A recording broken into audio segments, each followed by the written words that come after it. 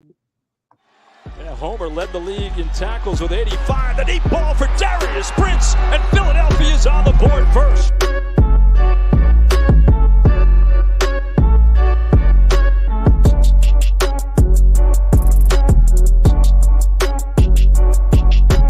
On the draw, this is Bryson Allen. And Allen weaving his way all the way down to the 22. 10-yard line, 5. Mayfield, dancing all around. Throw it as far as he can throw it. Jump ball coming. Crazy stuff. Not this time. And you want to be a wide receiver. You're going to have to take a little bit of a hit like that as Brown got him in that shoulder, but watch. Those are teeth. Do we have a dentist on staff here?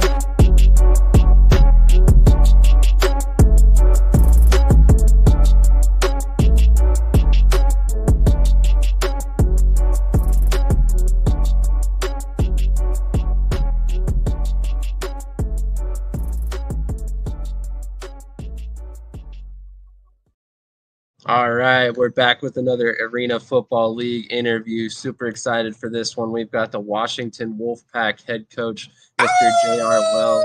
Let's go! Love it. My bad, Sam. Let's go, baby. Damn right, damn right. So, I mean, if you're a Washington Wolfpack fan, how much more excited could you possibly be about J.R. Wells being your coach? I mean, look at the kind of energy he's bringing to the Washington area. You know, he's been there for a while with the Everett Royals. So, I mean, Coach, let's just go ahead and jump right into this. I mean, you're very experienced in that area. What does it mean to you to bring the Arena Football League back to Washington? Man, it's a blessing. Number one, let me start off and give, all the thanks to God for bringing us here. And then thanks to you guys for creating such a movement with the AFL. I was talking with Mike about it, with the YouTube channel, the podcast. Much love. And those that are watching this, definitely like, share, comment, engage. Be a part of this movement, man. Show some love for these guys. They're putting a lot of work and effort and energy behind it. And for us to make this thing work, we got to collab together. So shout out to you guys. Now, as far as coming out with this AFL in Washington State, man, I'm absolutely beyond blessed and thankful for it coming full circle. I started off with the Everett Hawks, and that was a crazy movement on how I got put on with that. And I just made a recent post on my social media. Just, Sam, you were talking about the Philadelphia Soul. As I was growing up watching those teams, the Colorado Crush, the Soul, the Voodoo, some really big names, and to share the field is so humbling and just so surreal, so to bring that to Washington State, man, is something just out of this world. And this energy, this excitement is definitely going to resonate with the team that we're bringing out, the coaching staff that we're bringing out, and for the community, right? It's imperative that we always focus on the community, bringing people back together. That COVID thing had this world shook up. And nothing like Elvis Presley, but we here have this crazy exciting game, passing league, people getting destroyed over the wall. That intro, you got people spitting out their teeth. It is just something that people will have to talk about for years to come. I mean, just off real quick with Kurt Warner making a name for himself, in this league. So for those that are out there thinking about working out for a team, combining for a team, being in a position, look, the opportunities are here. Stop playing and come get it. I love the energy, man. Sam touched a little bit on the fact that you guys are bringing the indoor team, the indoor game back to the Washington area.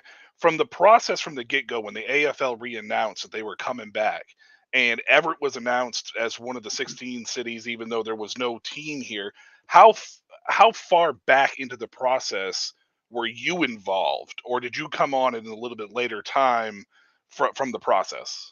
So that's a great question, and it's funny how that all worked out. A buddy of mine, Sam was alluding to it a little bit in regards to the Everett Royals. That was a semi-developmental league. It's imperative to understand it's not what they call how do you call it, summer football, or there's another word that they normally use around there. But a buddy of mine was my quarterback for a couple of different teams or whatnot, asked me, hey, come check out this team. Please be my offensive coordinator. Now I'm in real estate and I got a lot of things going. I got a big family. And I was like, I don't know, bro. I got too many things going on. I went out there and I seen what they had going on. And for him being my buddy, I was like, I can't have you out there looking like that.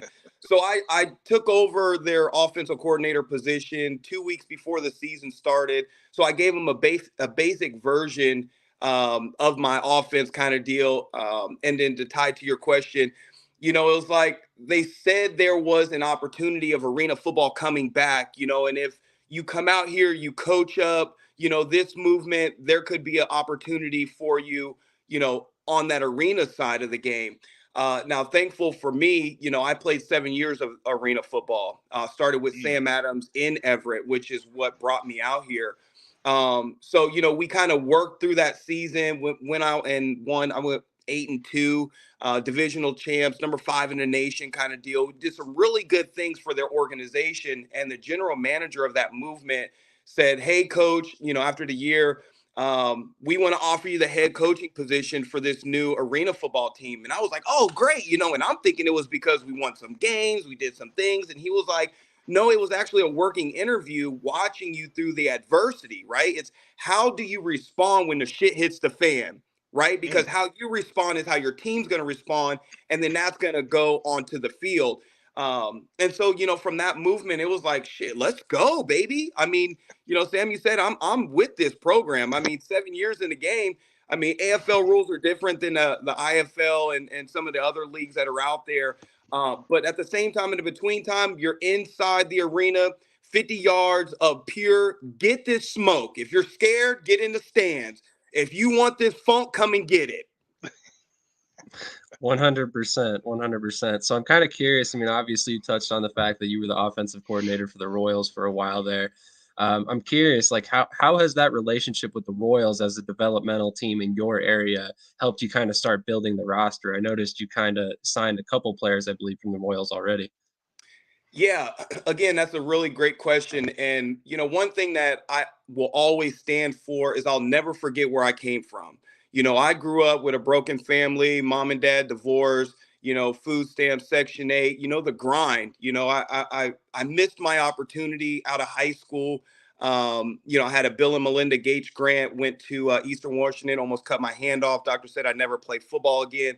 And so I had to find the grind, and I was going through those summer developmental leagues, trying to find my way, and realizing that a lot of these coaches out here are like, oh, you're my guy. And so you're playing. I'm like, coach, but, I'm doing everything that I can and never really felt like I got that opportunity. So being in this position now, seeing some of these guys in these developmental league, it's imperative for me to reach out and look at you first, right? Because Pete Carroll does it a lot. He finds those diamonds in the rough. And that's something that with our organization, with the Washington Wolfpack, I want to create a feeder program so that Pete Carroll and John Schneider can come over here and take a look.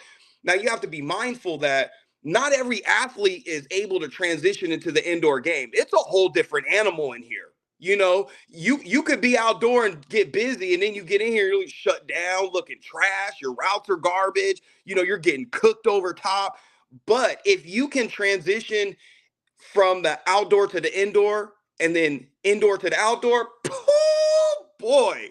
So to answer your question, yeah, I'm looking at some of these guys as far as the summer developmental, because I know they need a shot. They need an opportunity. And being at this stage, my job is just to give them that one shot. Oh, there he is. Hey, Coach, I just wanted to touch base on that because you actually started answering partially what my next question was going to be. Yeah. I'm always interested in the process. I'm a former volunteer coach myself. I had the short-lived career. I then got a family and all that stuff. Couldn't commit. But Yeah. I understand from a coaching perspective that the indoor and outdoor game are two totally different games. Yeah. Not everybody that's elite on the outdoor is going to necessarily translate indoor, and vice versa. Yeah. Indoor is not going to translate outdoor. Yeah. As the head coach putting together a roster, Yeah. what are the certain skill sets? Are there any particular certain skill sets or particular styles of game play that you think will translate when you look at tape from outdoor, indoor, or even vice versa for that matter? That is a great question. And I've been to a couple of combines just recent. I'm so thankful. I don't know if you guys heard Coach Chuck Jones from Oregon, the Black Bears. We've been collabing together. He invited me out to their combine, which was freaking amazing. That guy's an amazing guy. And then I also went out to the Everett Royals workout just yesterday. So watching guys, from tape, I mean, tons of emails are coming in from guys wanting it, wanting that opportunity, coming to camp. To be honest with you, Mike, I don't really look at too much of justifying guys based solely on their skill sets, outdoor, indoor, whatever. Like, I'm a different type of coach, right? I'm looking for the minute things. Again, shit's going to hit the fan. How do you respond? So when I'm looking at these two combines that I went to, I've noticed there's some athletes that coaches just let do whatever. They say whatever. They carry themselves with whatever. I'm the type of coach that I'm looking for. Let's say we're doing one-on-ones and you have two different groups. Who's being the leader in there, facilitating these groups moving forward? Yo, your route is done. Hey, jump over to the next side. Or who's inside watching people jump the line and not saying anything? You know what I'm saying? Like, I'm looking for those things. We can teach you how to bend routes, how to do these different motions. We can teach all those. But are you a humbled, hungry athlete that's able to be coachable, to take constructive criticism and then implement those things? I can teach you those things. But are you willing to allow yourself the opportunity to accept those things? And so I hope that answers your question as far as building a roster. Absolutely. Love that. Love that answer. Love that. And it's not enough that we get from coaches. I will say that. Definitely. Danster has a question for you. He says, what's the goal identity of the Wolfpack, both culturally and in-game, offensive, defensively minded, small things, or big picture? Yeah, I appreciate you first off chiming in. Who was that? Danster 21. Much love to you, baby. I appreciate you. That's one big thing about me as the coach is I'm so much about culture. I am 100% about culture, and I can edify this in actually two different ways, tying back to these combines. I went to one in Oregon, and again, a mad appreciation to Coach Chuck for giving me a voice out there, right, helping out with the combine. So now I want you guys to hear me with what I'm sharing here, because this is so imperative as to what I'm building for my organization. Again, the mindset of Pete Carroll, finding the diamond in the rough. So there's one guy out there. He had really good talent. He played for Coach last year.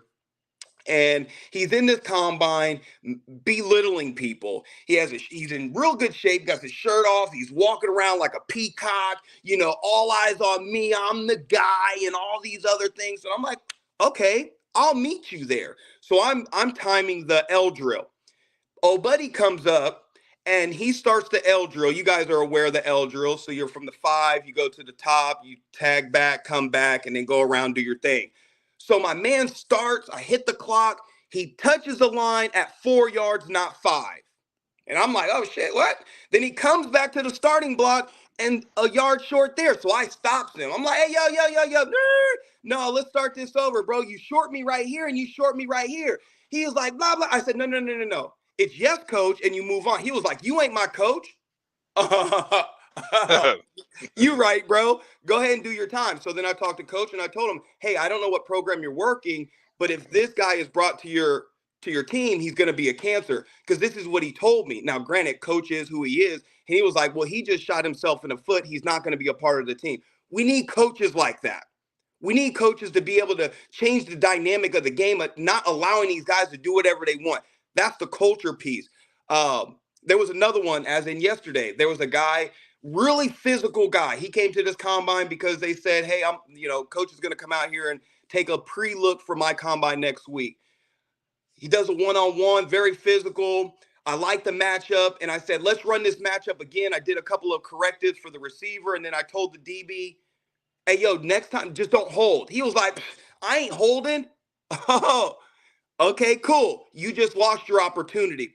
So in regards to answering the question as far as the culture, the big picture, like, we're going to create a very sound organization. It doesn't matter if we win every game in the championship or if we lose every game. you're going to see that this team is built differently from the way that we come out, the way that we practice, the way that we communicate to the refs, the way that we communicate with the fans, because this is an entertainment business. The whole culture of what we're bringing is going to change the game for AFL. It's about the people. It's about the people. When I was coaching the Everett Royals, we didn't have the best team. These guys were like, quote unquote, average Joes with regards to other teams where you got this dynamic guy who's catching the ball every rip. Everybody on my offensive team was damn near on the first team all league or second team all league. Everybody touched the ball. And that's something they've never had, like the mindset of like, oh my God, we're on a charter bus. I've never done this before. Oh, we're flying to California for a national game. I've never done this before. That's the legacy that the Washington Wolfpack and Coach Wells is creating for the AFL. All you, Michael. Oh, I love the energy, man. I mean, you got me hyped, and I don't even play for it. I'm on the complete opposite end of the country to you, man. I live in Maine, and I'm over here hyped for it. Like, you made me want to get on the ground and smash something right now, man. Like, Come I'm not on, even gonna baby. lie. Like, hey, let's fly you out. That's the culture, though, that's needed in the game. I mean, Amen. It's not just the indoor-outdoor game. I mean, in the indoor game, you see it in the outdoor game too. It's a Amen. culture. And that's what breeds winning. You know, and when you have people that buy into that system, like the Detroit Lions, for instance, you remind me a lot of Dan Campbell with the energy and the way that you're talking about culture and getting pieces that fit you. Like, that's what you remind me of right there. Is Dan Campbell and what he's done with Detroit, man. Like, that's what this reminds me of. I love it. Yeah, for sure. I did have one question. It was a question that we had I took it off, and now I'm going to ask it again, just because of the fact that you clearly eat, breathe, sleep Washington, Everett, the area. I can see the Seahawks hat on, which, by the way, I'm a Washington Commanders fan, so hopefully let's go, baby. It's going down. Hopefully you take the L today. But the logo. Hey, let's put 20 push-ups on it. 20 push, man. You haven't seen me, man. Maybe I could probably get 20. I'll do 20 push. You know what? I can do it. I'll try it anyway. Ain't no trying and doing. We talked about this, Mike, because I might be doing 20 push-ups. Well, I mean, when was the last you time gotta believe? You gotta believe in your squad, baby. When no one does, you got to. You know what? You're right, though. You're right. We can put 20 push-ups on it. Let's do it. I'll do it. Let's do it. All right. The logo. I got to talk about the logo real quick, because I need to know if you were part of this process. Because first of all, the color scheme, the logo itself, everything about it is fantastic, and it screams that Pacific Northwest like style across the board. Did you have any creative input into this? Because that is a fantastic logo.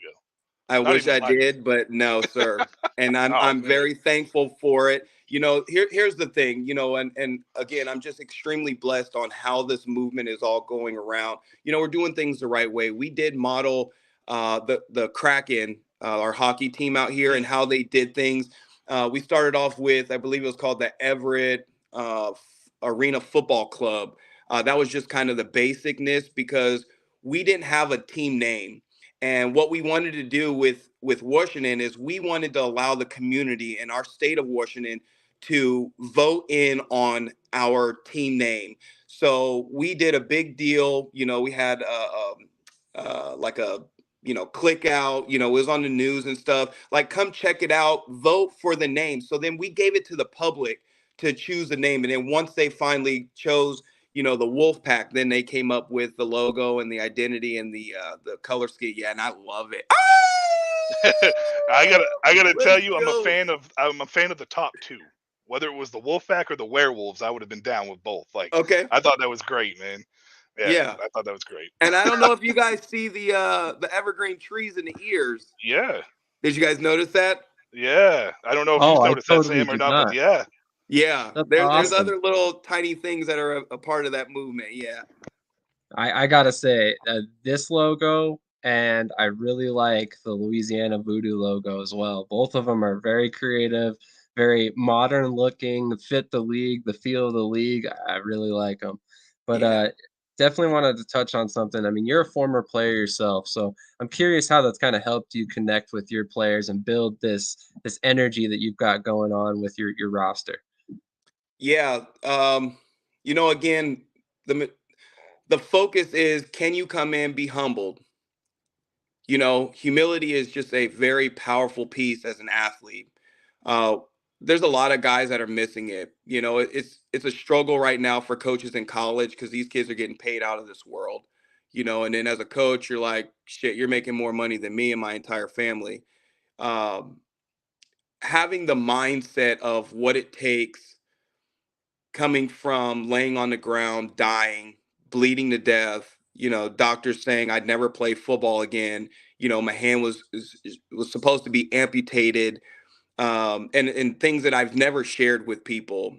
Reason is I didn't want people to feel like if I dropped the ball, it was because, oh, you almost lost your hand and, you know, yada, yada, yada. But to know that if it's to be, it's up to me. I've got to grind. I've got to do the things that are necessary. And number one was taking care of my mindset. You know, how can I create a different version of myself? I found, you know, being around a lot of the issues were because I was there, right? And so finding a different circle of influence is what shaped my life. And to have that mindset, that grind, that determination that's necessary day in and day out. You know, I get up at 5 o'clock every morning and go to the gym. I just PR'd, almost PR'd on a military press, 275 pounds. You know, it's leading from the front. So when I'm talking to the guys, it's again, it's not about the things that you're saying. It's the things that you're doing on a daily, consistent basis. What are those daily habits that you're creating? Because then people are going to connect with those as they may have wanted to start a routine or a different eating habit or, you know, maybe stop smoking or whatever. They're finding it's possible, but I just needed a little help. I needed a little nudge. So when I'm building this roster and I'm talking to the guys, it's not just about where you've been, it's about where you're going and who you're taking with you. Can you take your skill sets and deliver those to the other guys, right? Because we're only as strong as our weakest link. So if you go down and you're Mr. All-Star and you didn't help nobody and now it's on them and now you're pissed off because he's getting eaten up, breaking your cushion when you could have been at practice talking to him. So when I'm talking to these guys, what are you going to do when you get in here to help the next man? Because you might get sent home. Now, if you're going back home to a semi-pro team or XFL team or maybe to the NFL, what are you going to be able to share from this organization that's going to create a ripple effect inside of those athletes to change the nature of this beast? Stop being so conceited and arrogant within yourself and be passionate and grateful that God gave you the ability to play this game that we all love. Yeah, and that's a message that I think, you know, like I said before, it's a message that needs to be sent indoor and outdoor across the across the platform, because I don't think that gets, you know, hammered home enough for a lot of people, you know, personally. My question to you here, JR, coming off of that is, obviously, as we know, that this is what, the third attempt, I believe, at the AFL for a name. Yeah. Obviously, the indoor and arena league is usually leans more towards the sign of instability. We Yeah. discussed it a little bit off air. 100%. What about, from your experience so far through this process, what about the AFL and this organization do you have confidence in that you were like, this is a no-brainer for me to take, and this is what I want? Yeah. Well, number one, I'm a part of it. And I have morals, values, and I believe in myself. I believe in my posture. I believe in my heart. I believe in my care and wanting to affect more than just my football team, right? When I was talking to my press conference, it is mandatory that my athletes are in elementary schools, middle schools, and high schools. There is no question about it. We're going to be a part of that. I can tell you, yeah, it is a struggle. I just spoke with a lady from a corporate lady for a bank that we are looking to do business with. And she said, you know, the top said no, you know, because you guys have already tried this. And I told her, it's okay. I appreciate that. And she said, they said, you know, maybe next year. And I appreciate, at least you gave me a chance. And we know no means not like no, never. It's just not right now kind of deal. So coming in, I was aware because I played with Sam Adams. I seen what was happening. And I know being as an athlete in the arena game, what is needed? What is needed? You got to be 100%. You can't be looking for these handouts. A hand up is okay. A handout is a no way. And so, coming out here and hearing some people tell us no, or, you guys have already tried this. Albert Einstein said the definition of insanity is doing the same thing over and over, expecting a different result. We're going to break that. We're going to break that by our activity. We're going to do the right things over and over and over until they say, oh, shit, you guys are doing it right. Now they can pour in and then they can start supporting. And that's okay. That makes perfect sense. Build it and they'll come, right? Absolutely. So I'm curious, Coach. Obviously, you've got this offensive background. You were the play caller with the Royals. Are you going to handle offensive play calling this season as well as be the head coach? That's something the organization and I were talking about. Everybody deserves a chance. I'm interviewing people. We haven't really focused in on a lot of that, I guess, staff wise per se. I have a lot of solid people in my corner. So it's not going to be a hard deal as far as bringing that to the table.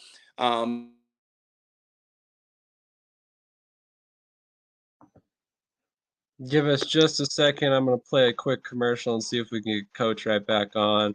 Occasionally we have some issues with the connections here.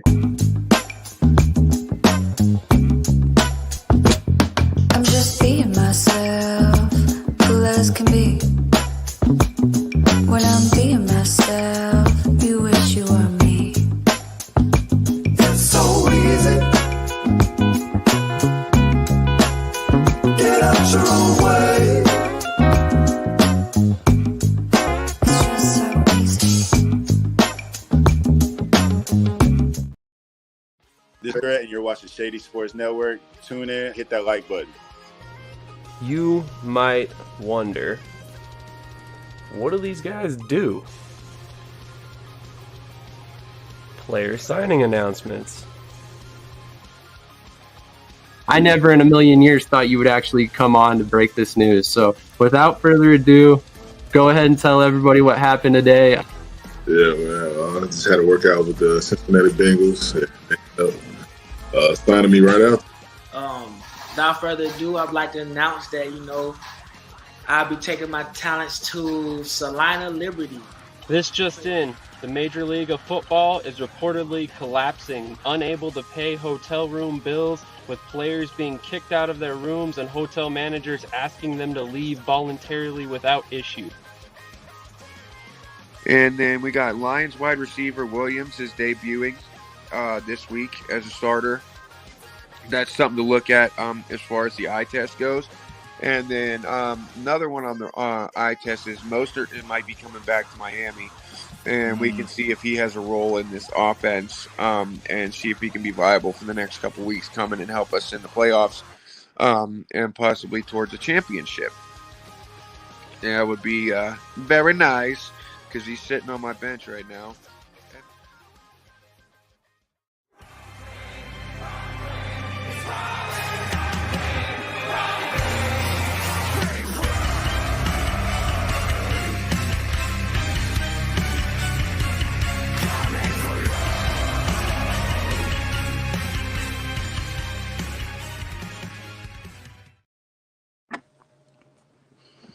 Yeah, sorry about that, fellas. My phone just blew up for sure. You're all right. You're all right. Sometimes that happens. We have those commercials set up for a reason, buys us a little time. So you were saying? Yeah, in regards to the coaching staff, again, I love calling plays. I love football. I love throwing the ball as a retired professional wide receiver. And I say a receiver by trade. I love this game. It's so exciting watching people get cooked or getting shook or getting hopped over.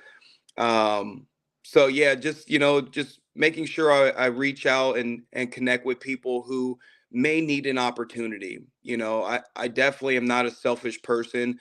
It's easy for me to jump in the game and just start calling things and doing things, scoring and scoring and scoring and scoring because I love it. But maybe there's someone who needs this on their resume. You know what I'm saying? And they're really hungry. They're humbled athletes or coaches, they just need something in their life to give them that spark, and I'm looking to connect with people that need that opportunity. And all we can do is give it to them. Let them take a look. Let's interview you. Let's see what you sound like. Do you resonate with this movement? And we'll just kind of go from there. So just got to stay tuned for some more of these things that are happening out here in the West Coast.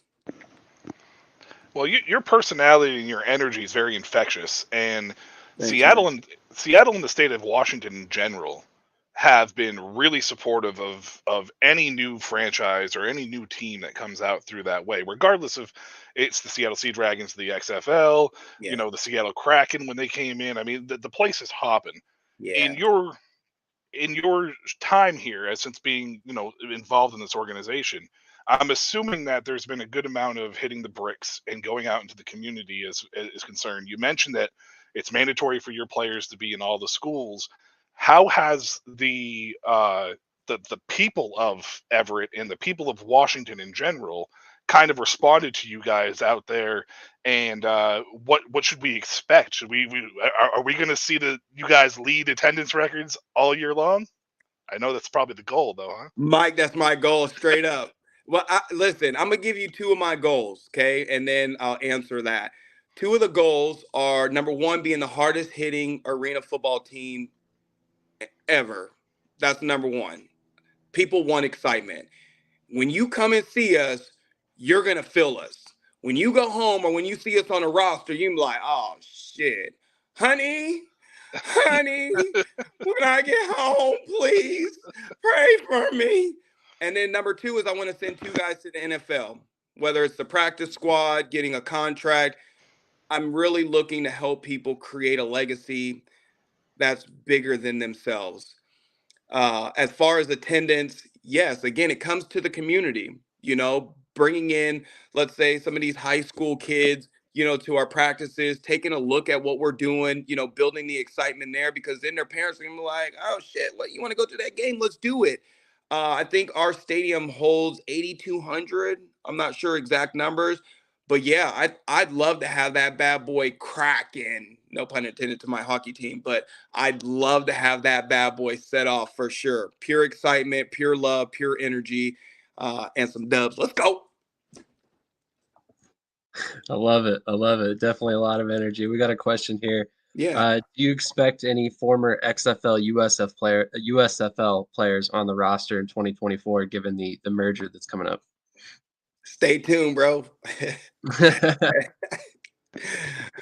Stay tuned. Stay tuned, no doubt. I got some more things coming through the pipeline. Stan was asking about it. I was gonna say, I'm sure there's probably some things that you can't announce on right now or whatever. No. But we definitely have our eyes on it, though. Stay tuned. We got some things going on. Yep. No doubt. So Coach, I guess the only other real big question that I really have here is the overall, I guess the overall stability of the league. Obviously, we talked about how the arena and indoor is kind of more on the unstable side. The ownership group is a big part of that. And what's your relationship like with the ownership group? And do you guys have a history of any sort? I don't really know much about that history, so could you touch on that a little bit? As far as my connection with the ownership? Yeah, your connection with the ownership. How'd that come about, I guess? Yeah, again, that was working with the Everett Royals. One of the owners I've played ball with, been around. But, with the general manager, and I love it, especially with some of the guys that I signed. Let me kind of give you some of this. Entitlement is just something I do not stand for at all. I can't have that. And there's guys that I've coached, been around, some of my guys, and some people feel entitled. I should have a contract. Well, that right there is why you don't get a contract.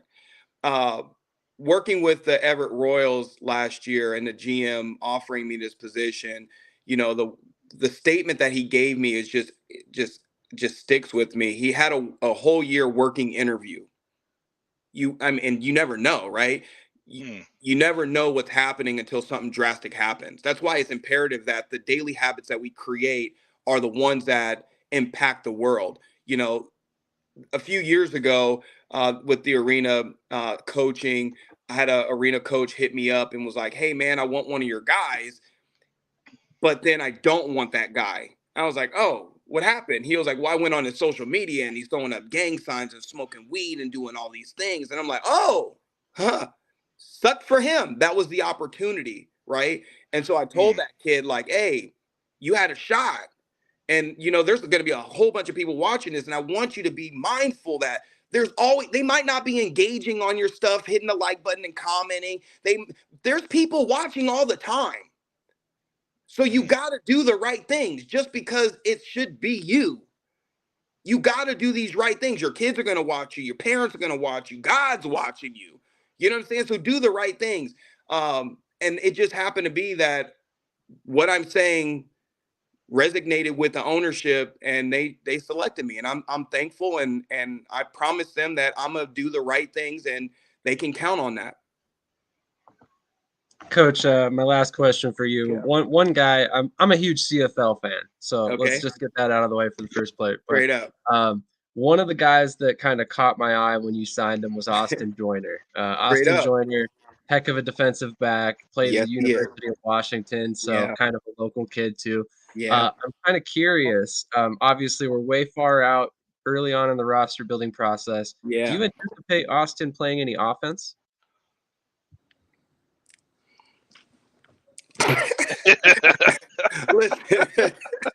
That's totally fair. I know we're way early in the process. I know he played a little running back. I think it was in high school. That I'm very excited to see exactly how he fits in the roster. Great player, super electric on defense. So I can only imagine what he would do on offense at the pro level. Listen, his heart, man, and what he's doing. He personal, right? He just had a baby. And, that really changes people, and when I spoke with him, I really wanted to know more about him, right? Not just his game, right? We know his game. He's solid, right? He had a couple injuries, one at UW and then one at the CFL. But his passion and his conviction for his family is what sold me. He's one of those guys, NFL, take a look, and the AFL, be aware, somebody's getting blasted. This man is grinding. He's working. And that is what we need. We need people who are hungry for this movement. Because when you see people getting black, like Sam, that opening with old buddy spitting his teeth out like I got a gap like me, like, damn, what happened? People are coming back to that show, and maybe the dentistry is like gonna excel, and now we're turning the economy around because people are getting blasted by Mr. Joyner himself. Let's go. But we'll see what he does. For me, man, the Washington Wolfpack is. I wanted to be part of this, just so you know, because the Washington Wolfpack was the team name that I wanted my Commanders to be named when they went through the transformation, when the Red Wolves weren't available. So the fact you guys went with the Washington Wolfpack, I got to say, man, good luck. I don't have anything else. I do want to give you the floor real quick, though, JR. If there's anybody you want to shout out, anything you want to mention or say, my man, Sam, I hope you're okay with this. When I close my interviews, I always like to give my guests just a quick, however many minutes you want to take just to shout out somebody in your life or whatever it may be, man. Yeah, Mike, I appreciate it. First off, I want to, shout you guys out again for this movement. Sam, thank you so much for bringing this out.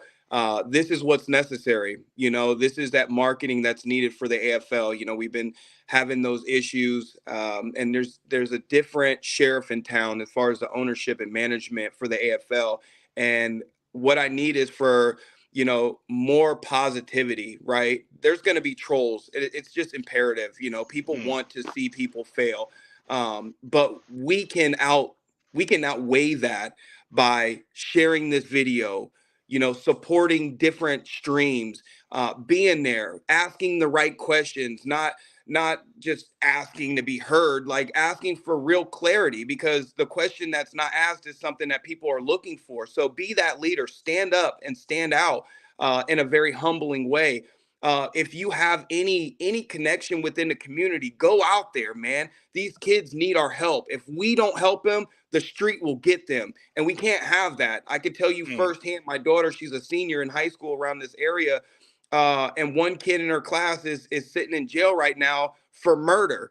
Like, there's no reason for this, but the reason is because the connection that they have is just so overwhelming. You can get on social media, you can get on the web, and you can find anything, and so if you're a coach, change the dynamic of your athletes. Stop letting these guys run around like their shit don't stink. There's something that can make them better. If they were great, they wouldn't be playing here. Somebody needs to say something and do something. Let's change the culture, period, from the ground up. That's being good to people. Treat people like they were your grandparents. If you don't like your grandparents, treat them like your parents. Just love thy neighbor. We need to do more of that, and I'm telling you, our country will turn around. I appreciate you guys for having me. This is JR, Washington Wolfpack. Once again, JR, thank you so much for having you for coming on and taking this time.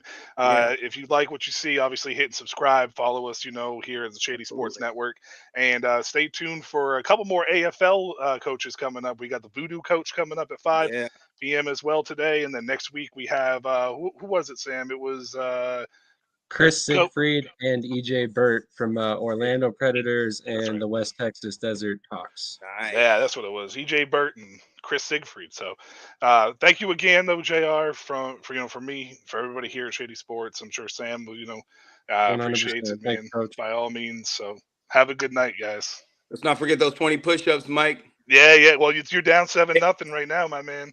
Okay, listen, this is what I'll do, and we're live. If I take that L, I'm gonna record it, and then I'll send it to Sam, and vice versa. And then maybe you can have that on your podcast or something. We would love that. We'll definitely make sure to throw that in. Definitely vice versa that for sure. Absolutely. Okay. Much love, fellas, and everybody else out there. Appreciate you guys. Thank you, everybody, for your support. Tune in at 5 p.m. We'll catch you shortly. I'm a game changer.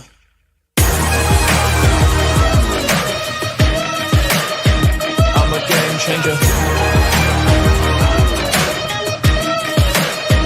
I'm a game changer. I'm a game changer.